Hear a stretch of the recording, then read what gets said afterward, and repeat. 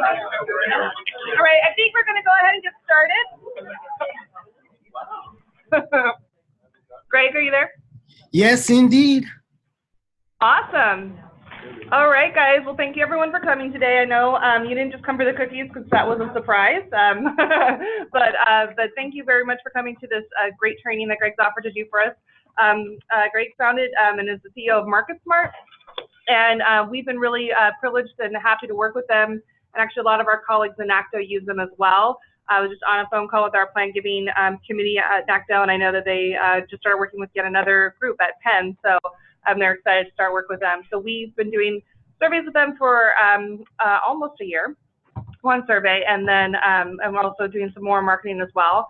But Greg's going to talk also not just about what we've been doing and how to follow up on those leads, but just about what we've called cold calls, but I know what Greg calls engagement calls, so I'm going to use the correct terminology today in general. So without further ado, I'm going to turn it over to Greg. All right.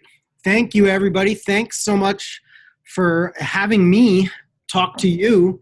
I appreciate it. I know that there are different levels of experience in the room, I believe, I've been told. So hopefully this isn't sort of duplicative for people who are super experienced out in the field, but for people who are maybe mid-level of experience and also novices. Well, frankly, this should probably cover everybody because it's what I'm going to talk about is a little bit counterintuitive, a little bit different. And well, I think you'll get a lot out of it. I hope you will. Renee, I'm going to send you a link after this to email folks so that they can talk about me behind my back anonymously in a survey and tell me whether I, bombed or not. All right? That sounds great. Thanks, Greg. Yeah, it sounds great. Yes. All right. So yes, we're going to talk about landing appointments. This is something that sadly is not talked about very much in the sector. I've never gone to a conference and really seen anybody talk about it. I've had this presentation and this philosophy, which is in my book, but this is a greatly expanded version of everything I've ever talked about, especially for you all. I am going to try and move kind of quickly, though, because there's so much to cover, and I don't want to take up your whole day. So with that, I'm going to jump in and just start at least with a baseline understanding, because all of you probably have no idea who I am, or maybe one or two of you do. But so I am, as Renee said, I'm the founder and CEO of MarketSmart. We are the engagement fundraising software and services firm.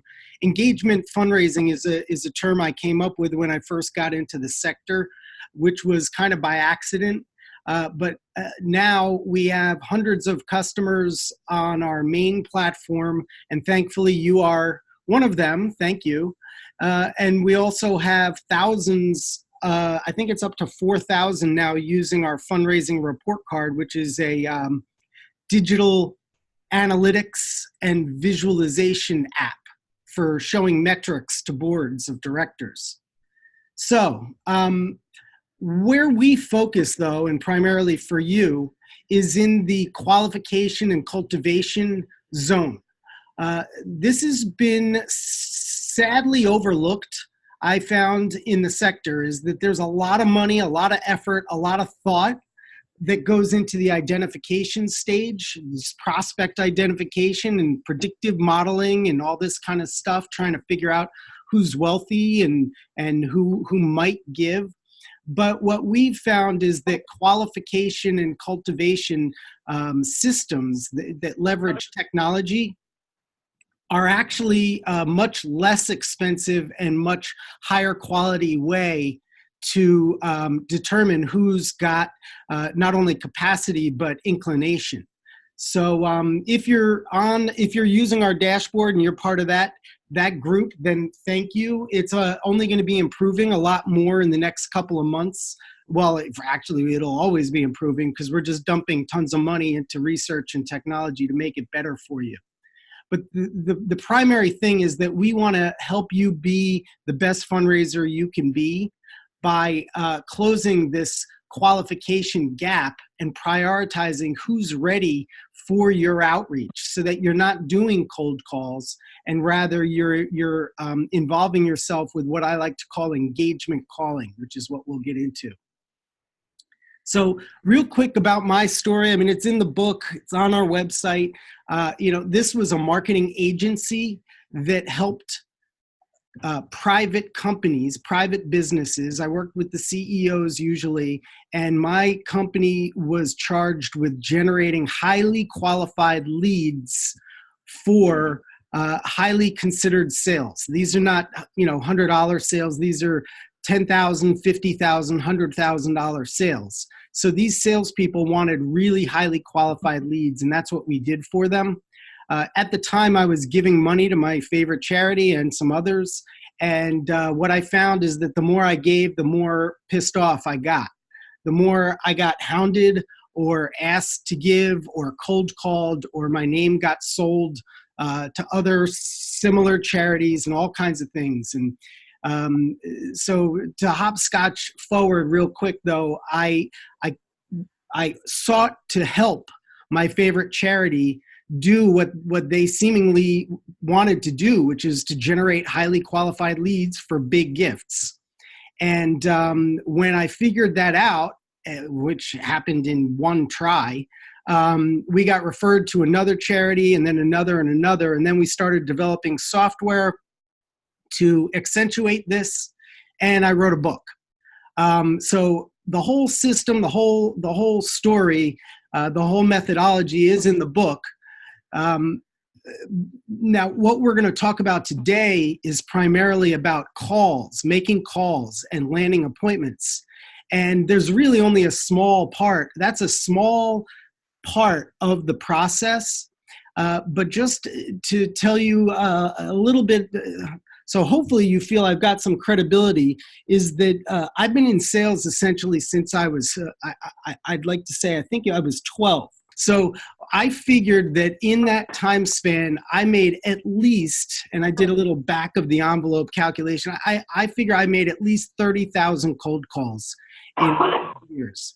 So I definitely tried some things and failed quite a lot and learned quite a lot as well. So I'm going to try and share as much of that with you today. I guess I like to say I've been beat up pretty good by the telephone, but I don't want you to have to go through that. Now, having said all that, that's my little story there. I want to mention that for those of you who know me on LinkedIn or have heard my podcast or even read the book, you'll notice that I get a little snarky and I always blame it on me being from New Jersey, but that's not really it. I guess I'm just snarky. But the thing is that I truly actually have a lot of empathy for all of you. You're doing the hard work. You're on the front lines.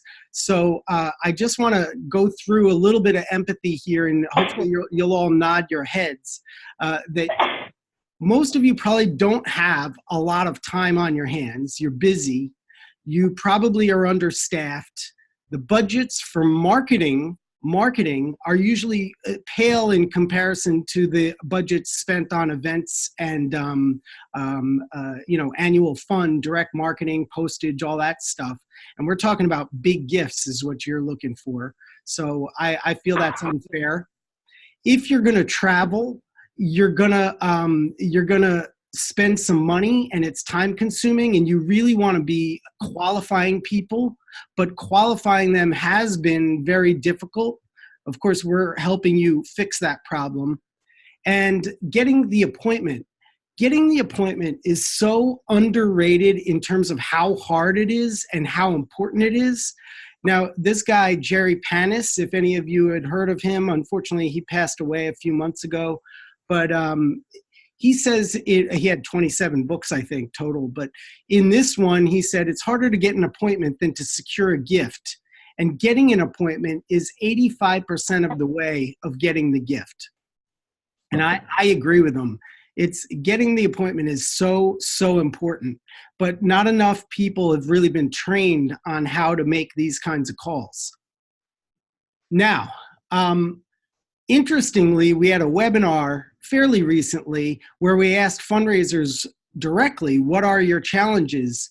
And here's some of them. 52% said that when they reach out, the supporter doesn't respond to their outreach. Another 18% says that when they get them on the phone, they say, I'll give, I don't need a visit. 16% of the fundraisers don't know what to say, admitted that they don't know what to say when they reach out. And 14% said that the supporter keeps delaying the visit. Even though they can get them on the phone and they're having conversations, the supporter keeps delaying the visit. So I don't know if your numbers of your team agree with that, but that's what we heard recently. And what I like to say to people who are making outbound calls is that trust is the cornerstone in the foundation.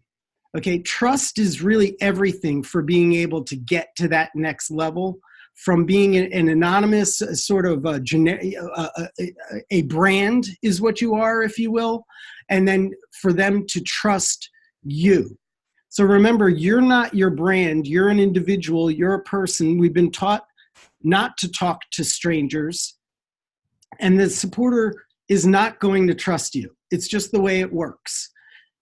Also, when you call, usually they're not going to, they don't see the value that you provide until you tell them and show them that they can trust you and that you are a provider of value. Lastly, in this section, usually the reason they don't trust a fundraiser or recognize the value you provide is because of you. I'm sorry to say. It's because you failed to prepare in some way, which we'll talk about so that you don't have this problem, but failed to prepare for the call properly. And that's the crux of what we're going to try and help you do. Now, add to all that leadership is going to pressure you. And I don't know your leaders all that well. I think I only had 1 or 2 calls with the top, but I know in the sector, I've seen a lot of leaders and even board members that will pressure fundraisers to get results quicker than is really possible. This isn't coin operated. We're dealing with people and relationships. And we also find that these leaders or board members, some of them don't understand the donor's consideration process. It's about the donor's time frame. They don't give when you want them to. They give when they decide they want to. Also, it's just a basic truth that people might love your mission, but they're generally going to be afraid of you at first. So sadly, the leadership might look at the fundraising process kind of like this. It's like, okay, we're going to assign someone to your portfolio for whatever reason that they came up with, or the prospect researchers or whoever. And then you're going to call them, you're going to meet them, you're going to ask them for money, and boom, we got some cash. But you and I both know it doesn't work that easily. And in fact, it's a lot more complicated. Now, here's the way another company, I won't say the name, but there's a ton of these companies that have blogs, and software companies and marketing companies, all this. And they all seem to describe the fundraising process the same way, or similar ways. And this probably looks familiar to you. And here's another, talking about moves management and stewarding and, all this stuff. And here's one I just picked up recently. So the common thing about all of this, though, is that it's always from your organization's perspective. And I've rarely seen fundraisers or people at conferences or blogs or whatever talk about the major or legacy gift donors consideration process. See, this is nice for an operational concept or an operational meeting, that this is how it works. This is what we do. But this doesn't really matter. This isn't the donor's perspective. So in order to get going in this, we have to get in the right frame of mind, which is a perspective that shows a lot of empathy towards the donor and what they're going through at their end of the line. And if we can understand what they're going through on their end and their consideration process, we can begin to change and adjust how we behave so that we motivate them because we're adapting to their needs and what they want. Okay? So like this, I mean, pulling folks, this drives me nuts. You don't pull folks through a pipeline. You just don't do that. And you don't move people. What you do, and I know the best in class will agree, is that you help support the donor's decision-making process. See, your job is really to be a facilitator. It's almost like customer service. It's not about convincing and cajoling, manipulating, persuading. A little bit of persuasion is fair, but generally we're not trying to force things here. We're trying to help people do things that they really want to do after all. They just don't realize it yet. So it's our job to be the facilitator, and recognizing the consideration process is important.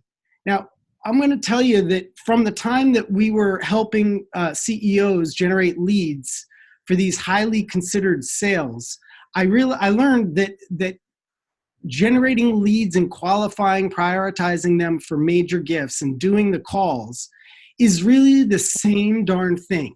I mean, anytime somebody's going to make a highly considered decision, it's not transactional, it's not impulse driven, or impulse is spelled wrong there. I just highlighted that. Well, anyway, give a chuckle. I'll fix it later. But if it's if it's not transactional, it's highly considered, like buying a car, investing in a business, selling a home, buying a home, taking a big trip, or buying your own plane.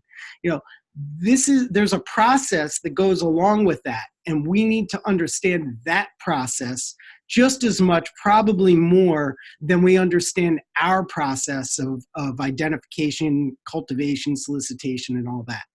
So for the highly considered major gift, legacy gift, the way I design it, at least in my book, is that people are going to become aware and interested in a potential opportunity. We want to help them build desire for that so that eventually they want to take action. And all of this moves along what I call a consideration continuum, because sometimes, well, people don't think about making this decision 24 hours a day. I mean, they're going to come back to it. It's going to take time.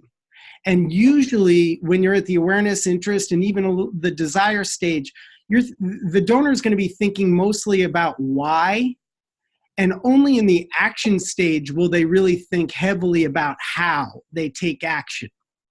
Now, after they actually make the decision, they're going to reconsider. In the software business, we call this the implementation stage. It's like the sale is done, but it's actually not done, because the only way that they'll renew, the only way they'll, for our customers, is renew and resubscribe or continuously subscribe, or in your case, that they'll give again the next year, is they're going to, the minute that the deal is closed, they're going to start reconsidering why they did it in the first place. And they're going to think about how you behave and how you treat them. Did you thank them? How did you thank them?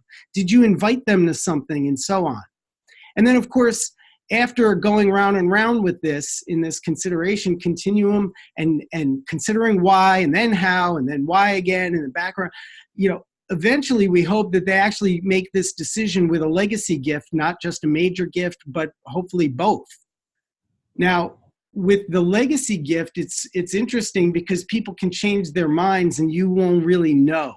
So that's why stewardship is so important for legacy giving, and not just counting how many people are in your legacy society.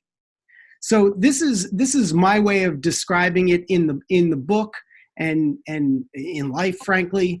But I can't take credit for this, because really there's a guy named Neil Rackham who in the late 80s, and I started reading his stuff in it was actually the early 90s for me, but when I was getting into professional sales, because I was all grown up at that time, and now that shows you how old I am.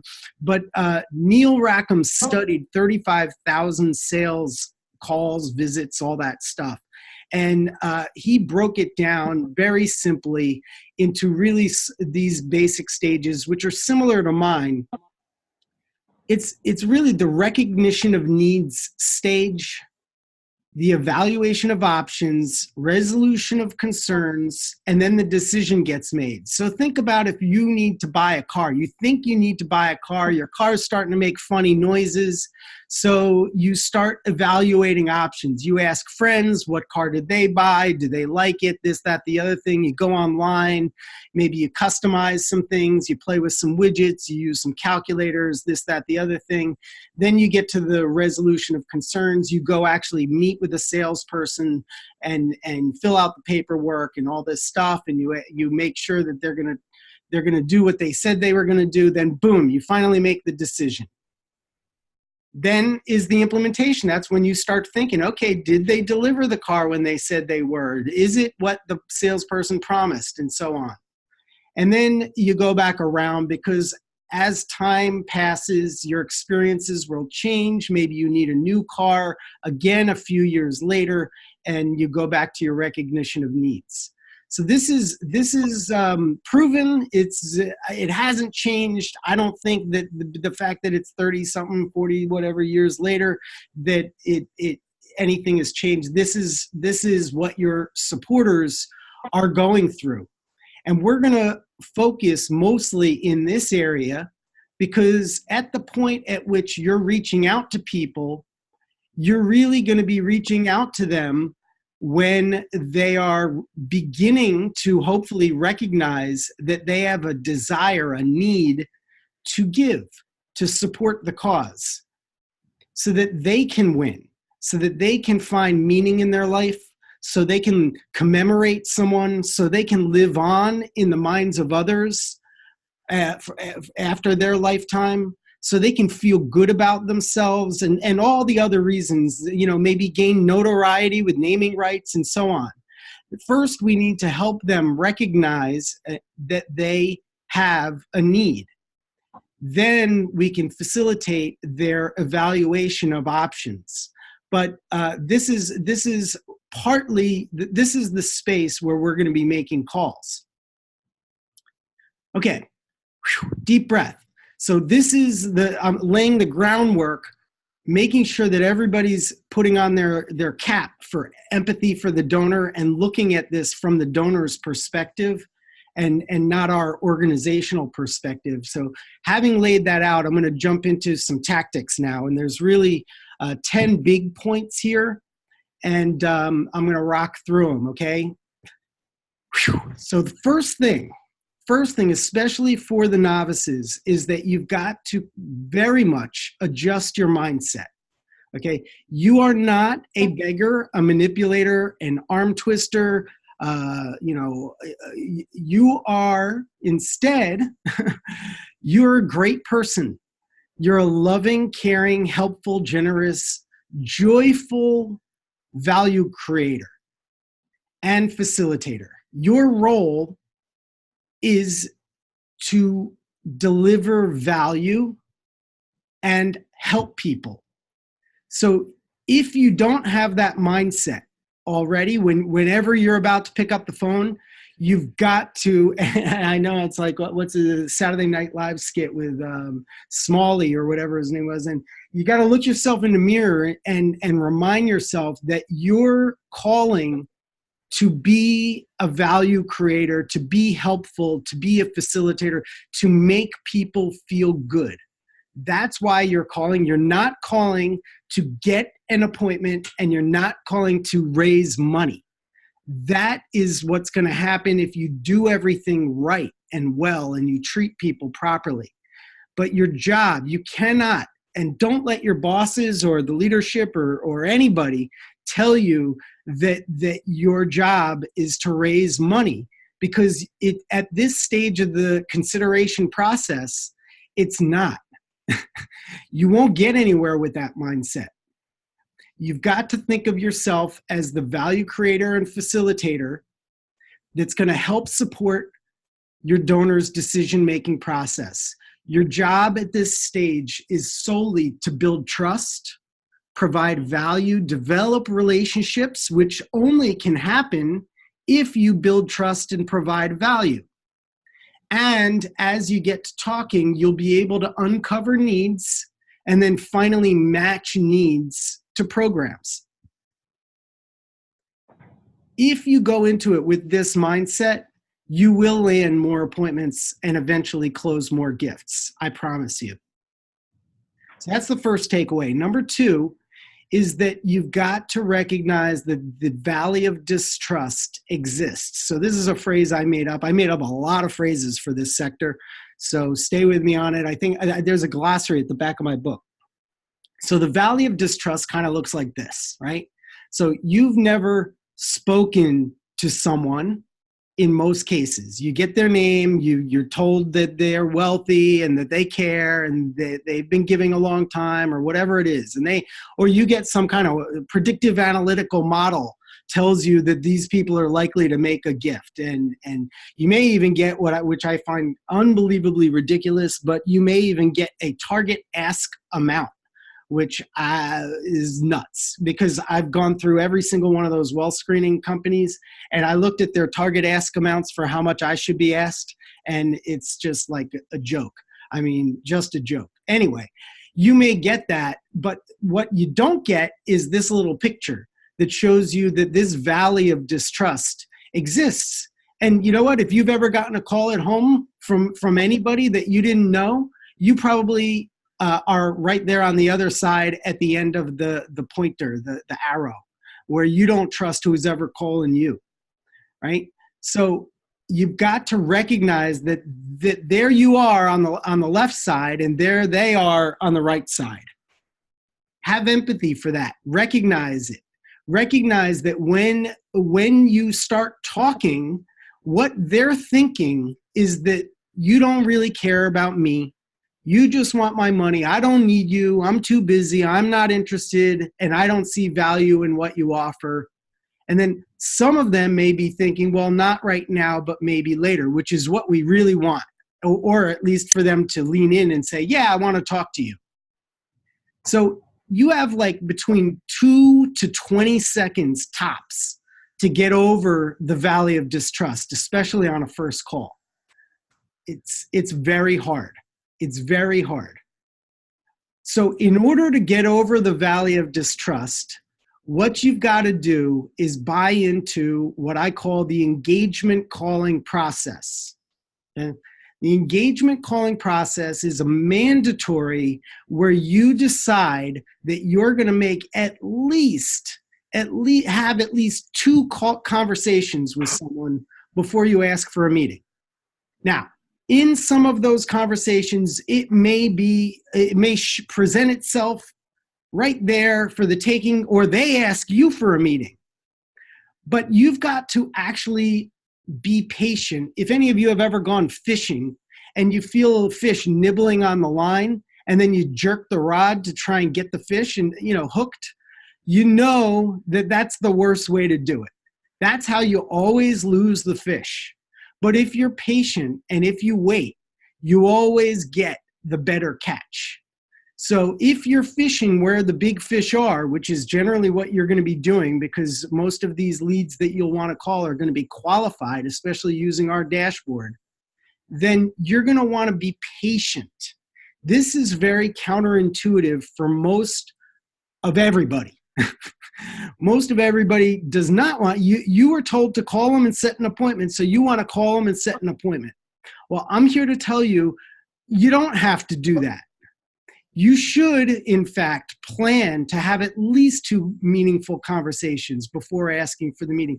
Because frankly, you may end up going through those conversations and realize that this person, is just not qualified. Just not qualified. So then, like, why bother with setting an appointment if they're not qualified? Like, let's get to know each other. They'll enjoy it more that way, and you will benefit too. Okay. So the second part about engagement calling is that you don't ask for anything. It's not about you. It's 10,000% about them. So every single thing about your call should be about them and trying to figure out how you can provide value.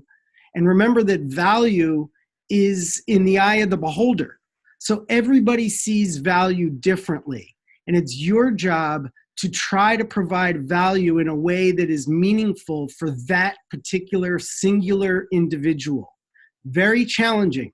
But first, before you even worry about providing value, you've got to take the concept of asking for anything off the table. Counterintuitive, I know.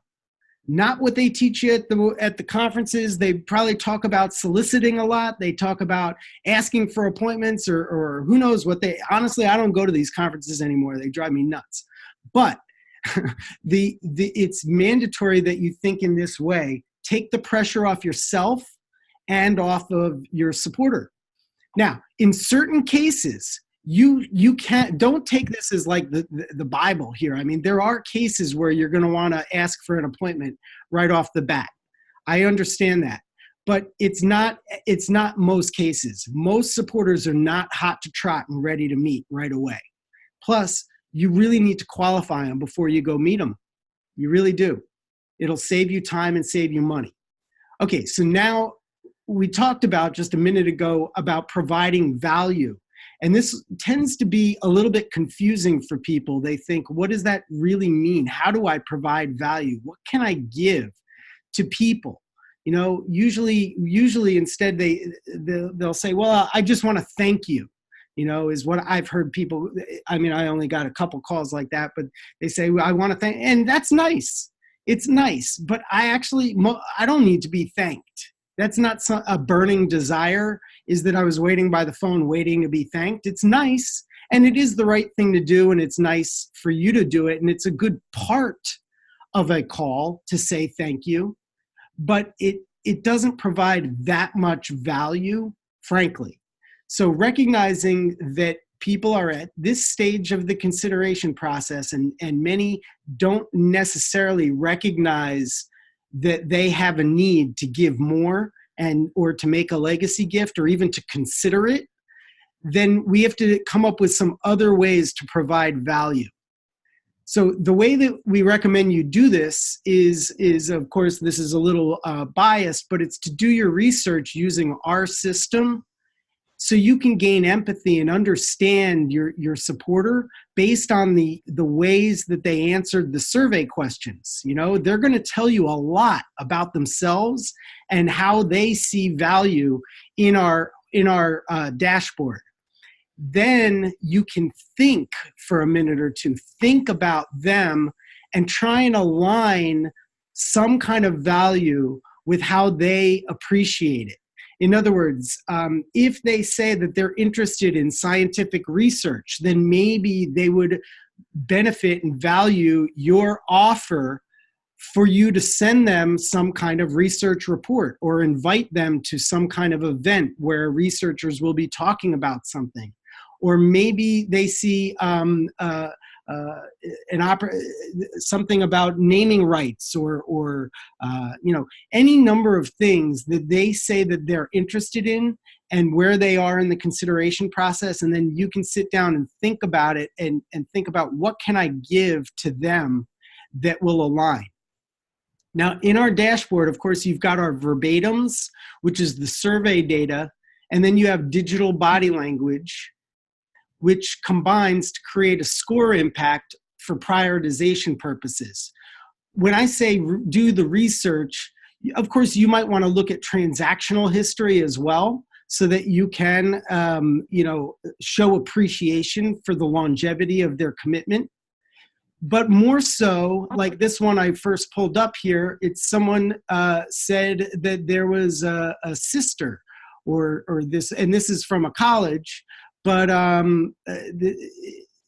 there's different things in here that you should be able to think about and wrap your head around and try to come up with some kind of content or invitation or something that will help them.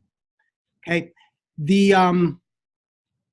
All right, so let's take an example, like someone who's age 74 and this is the kind of stuff you'll see in the dashboard. They're 74, no children.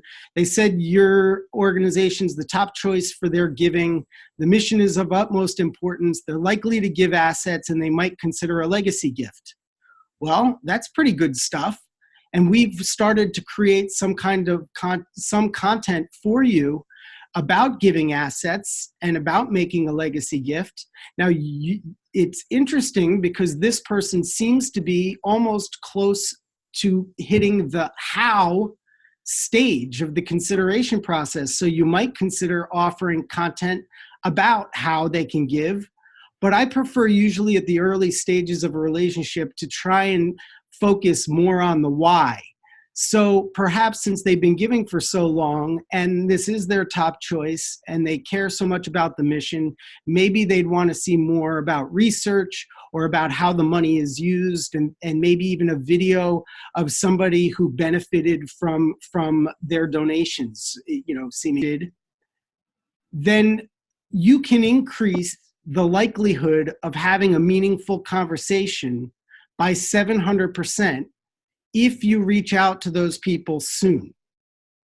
So that's why we put the recency indicator in red in our dashboard so that you jump on them, because we want you to prioritize them, because we know based on research and based on my experience and others that you will have a much greater likelihood of getting a meaningful conversation, which will result in an appointment if you reach out soon after people engage. Okay, so you're doing all this research, you're thinking about how you can provide value, and then you're asking yourself, what can I, and this is before you pick up the phone, you're asking yourself, what can I offer or do to make them feel good? That's really the core question you want to ask. You don't want to wing it and just make a call. You want to think about what you can do that will be relevant, personalized, and meaningful to them in their eyes. So do that research. You're investing a lot of money in our system and our services to get that data from the supporters. And the supporters wonderfully are leaning in to give it to you. They want you to know about them. They want your outreach call, believe it or not, but only if you show that you're trustworthy and that you're going to provide them with value. So I won't go through all these. These are tips that you can share afterwards, but there's a whole bunch of little things that we've created over time. These are ways that you can engage people, for instance, with reports or ebooks, workbooks. You can ask for advice. That's actually an easy way. That's a layup, is to just call people and ask for advice on something. That's actually a valuable offer, frankly. You can invite them to tours and presentations. I will tell you that City of Hope and other cancer research centers do really, really well with this. Also, one-to-one interactions with beneficiaries and volunteering opportunities. I mean, there's a whole bunch of others here, but these are great offers that you can, when you call, and again, you're not going to be asking for that appointment, you're calling just to give. So think about what you have to give and try and align it with what you believe they might appreciate before you pick up the phone. Then you'll be more likely to be ready for them to provide value and build trust. Also, here's a quick checklist. Again, I won't go through this, every single one of this, but it's just something to think about before you call. Is like, look, is this a fair offer that I'm going to present to them? Am I being honest? Is this something that might evoke their emotion? And on and on. So think about these things, think about them and how you can provide value to build trust. One of these that we offer, I don't think we've done this for you. This is the City of Hopes, is actually a workbook. We have dozens of these kinds of offers that we create for our customers, but this one is one you might want to consider. It's sort of at the top of the funnel. It's a workbook to help people think about their life story and write their memoirs, so that they can pass on what's meaningful in their lives and how their ethics and what they learned and all that kind of stuff to their family, their children, their grandchildren. So just a simple workbook. And it's a great thing to call people up and offer them and in appreciation for all they've done. That's just an example. Okay, so now that you've done all that, you've thought about it, you looked in the dashboard, all that stuff, you got the right mindset, you're going to wonder, okay, what am I really going to say, right? And too many people don't spend time thinking about what they're going to say. There's too much winging it. The way I do it is I used to just get a blank sheet of paper and just start writing, like pretending as if I'm talking to the donor and having a dialogue. It's almost like a script. Like they say this, I say this. They say this, I say this. And you come up with a whole bunch of different ways. Now, these guys at Gong.io, which is a goofy name, but this is like a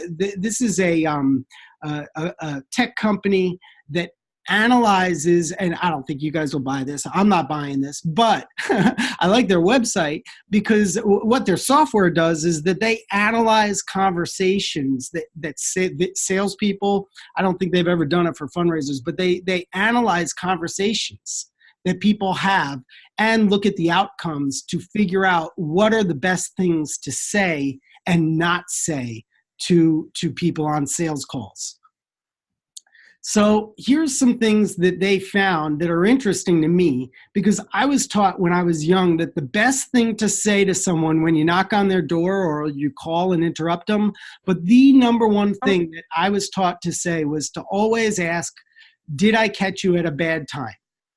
Now, unfortunately, what they found in the research is that if you say that, although it was like a myth, you know, that this is the greatest thing that you should always say, and people still say that you should say this, but you're 40% less likely to book a meeting.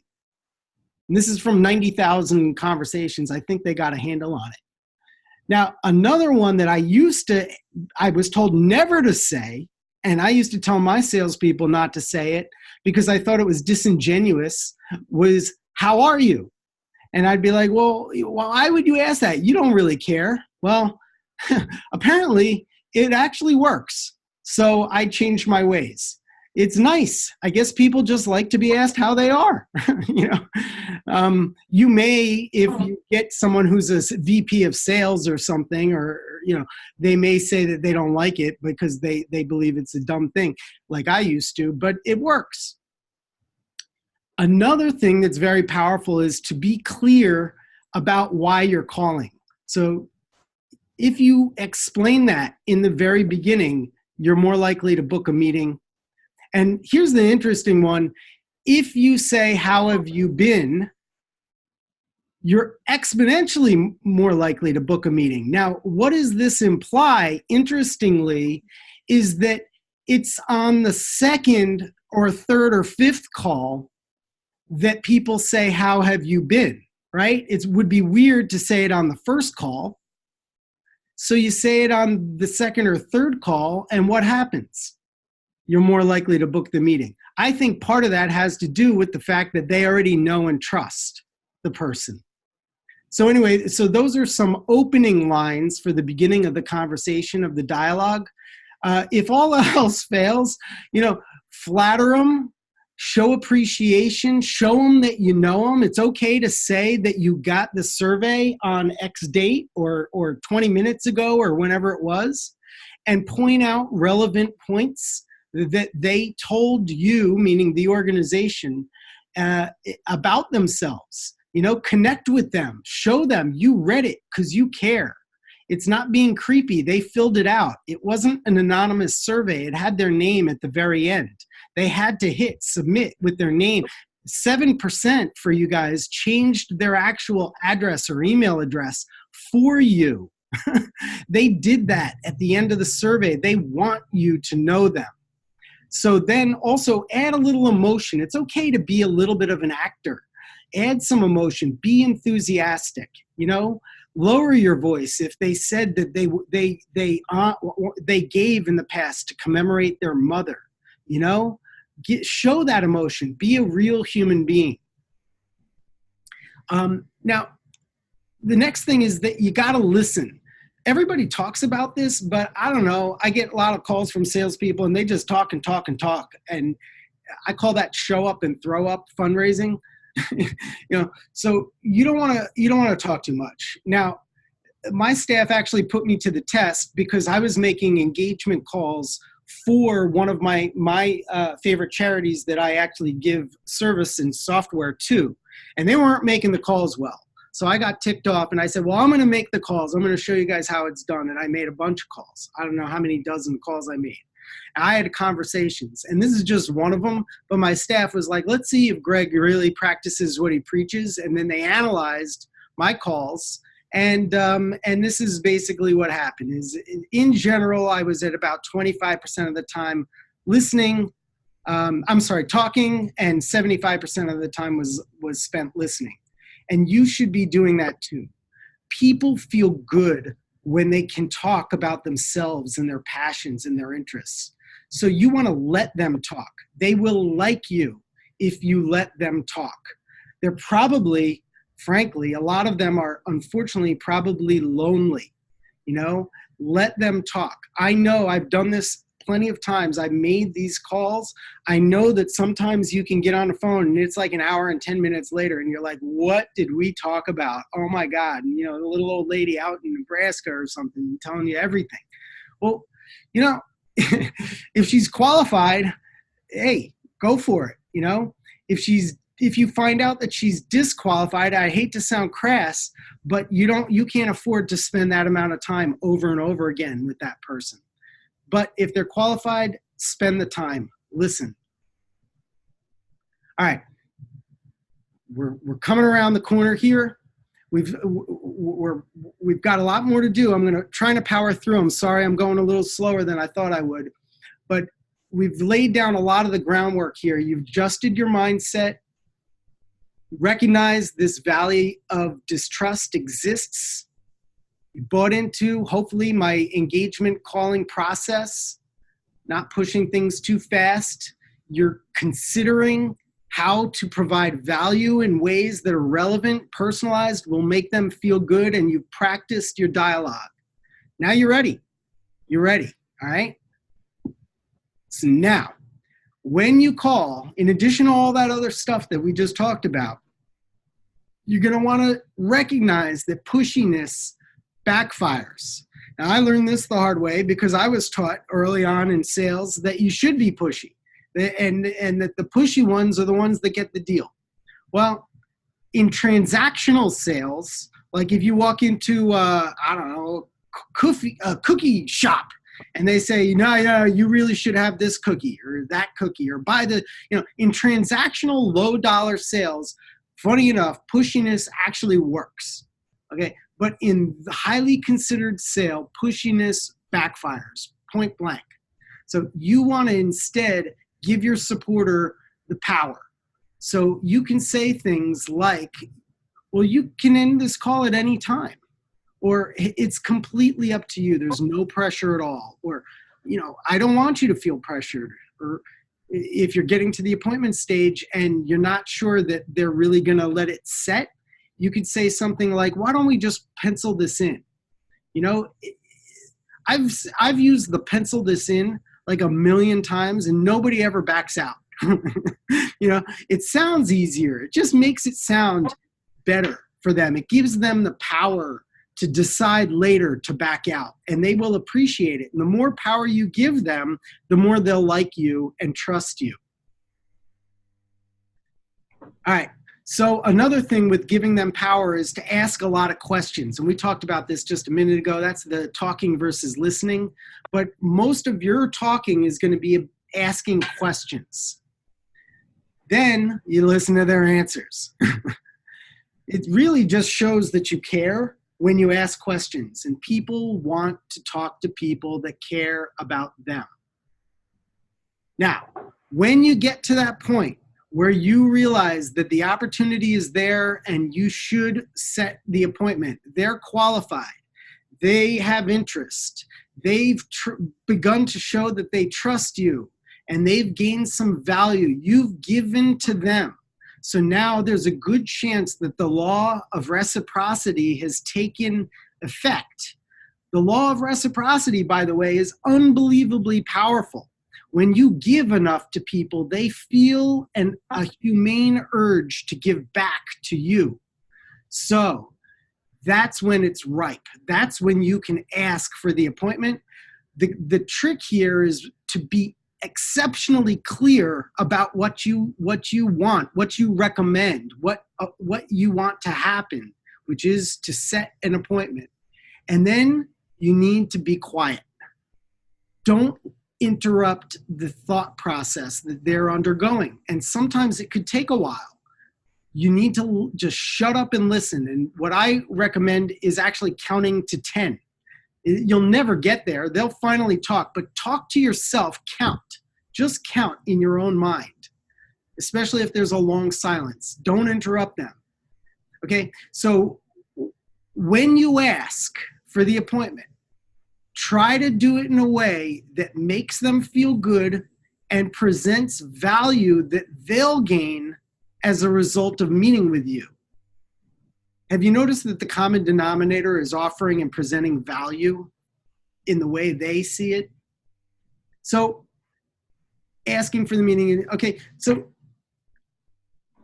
when you are making a cold first call, if you're going to ask for an appointment, that's a whole different story.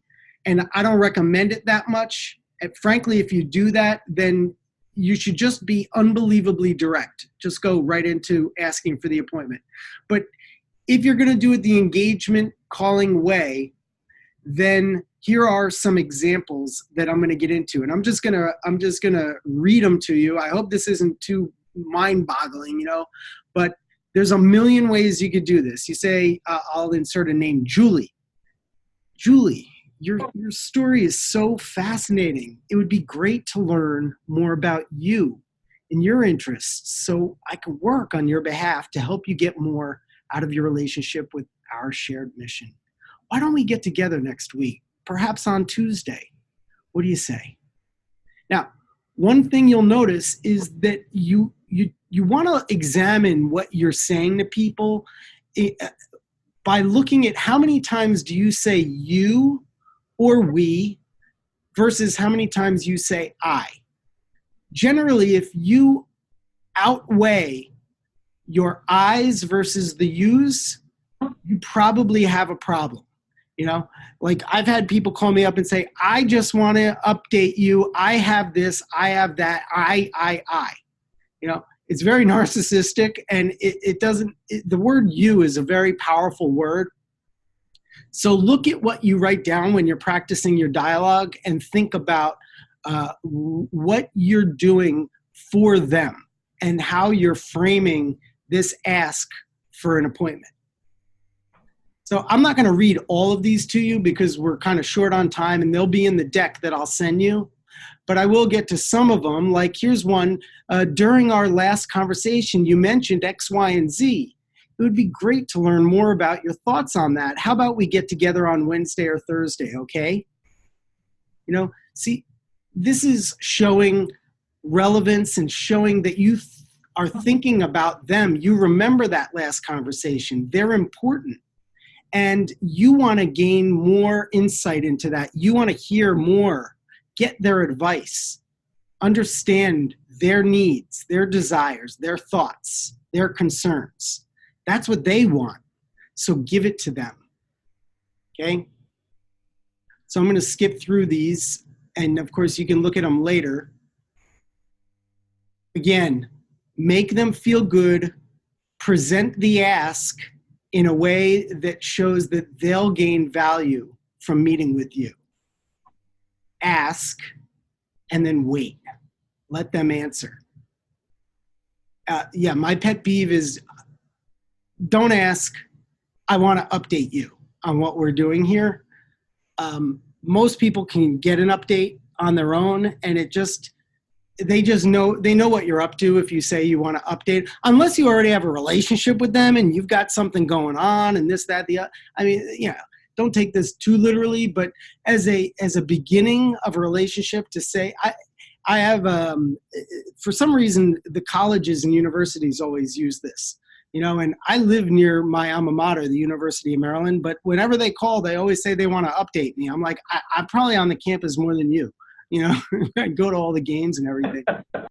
So, and my father-in-law's been working there for 25 years. My brother-in-law still works there. I mean, I don't know what they're going to update me on. They should know that by now. So when people receive your call, just remember, they're going to think, what's in it for me?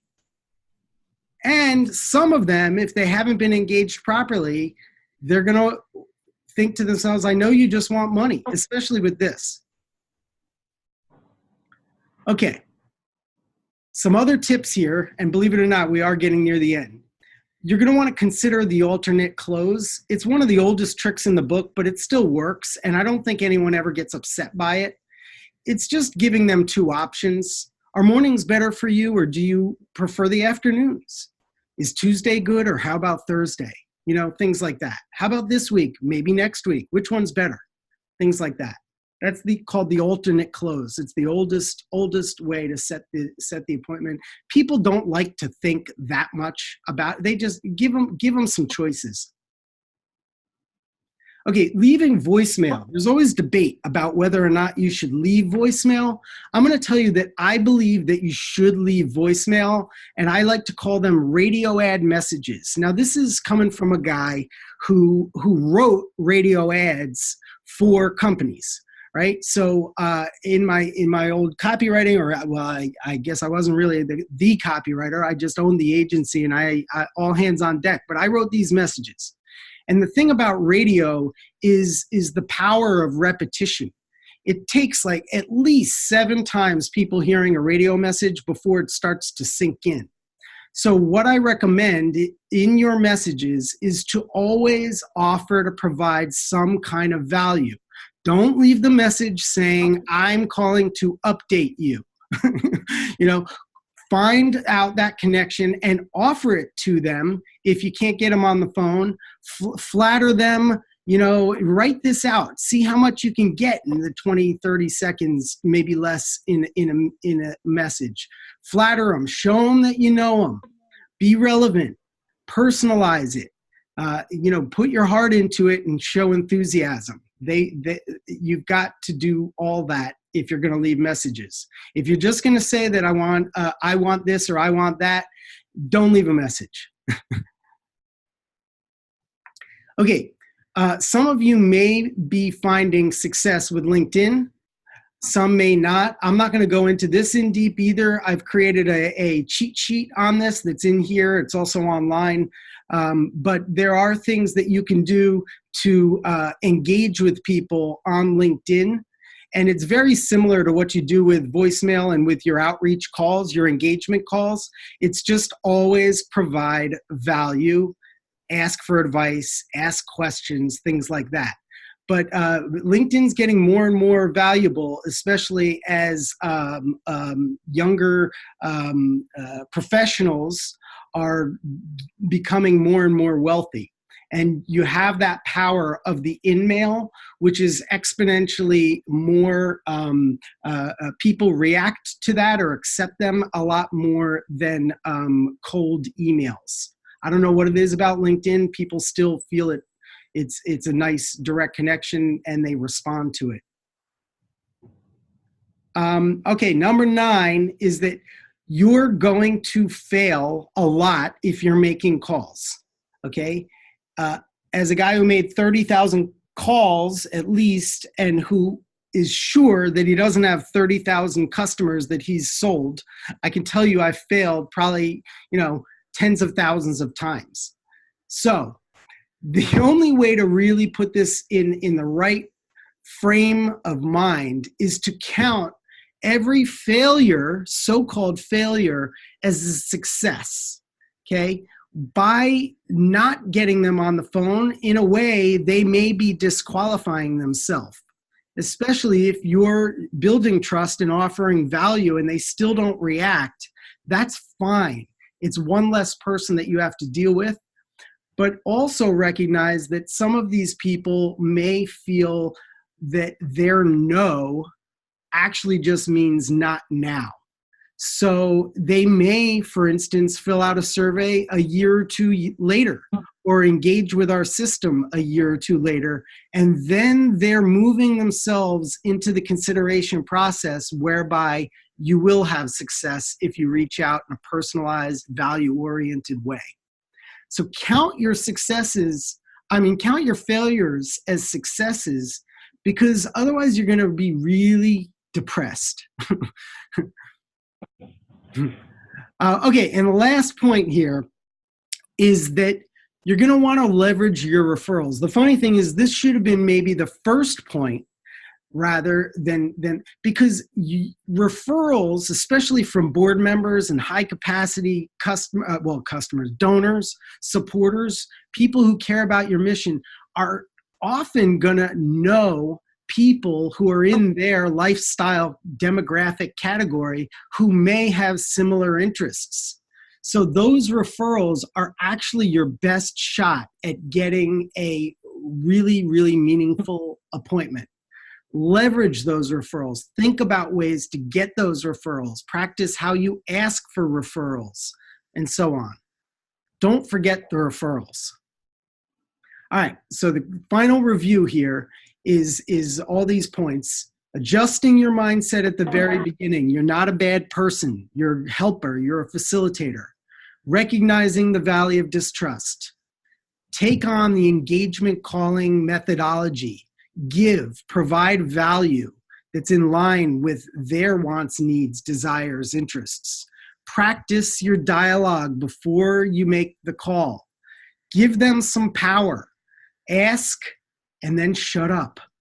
Leave voicemails. Consider LinkedIn, count your failures, leverage your referrals.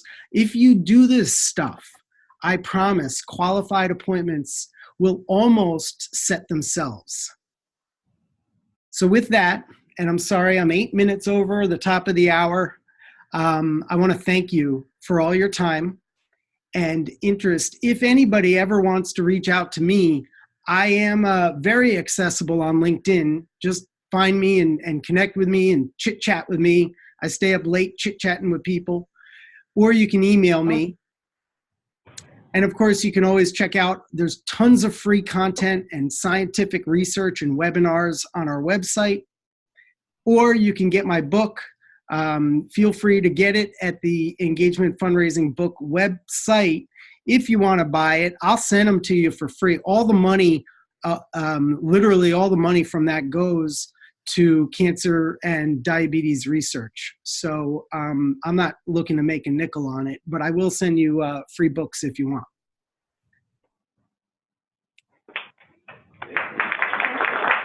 Anyone have any questions they want to ask before we let Greg go? All right. Well, thank you so much, Greg. We really appreciate that. Thanks so much for your time with us.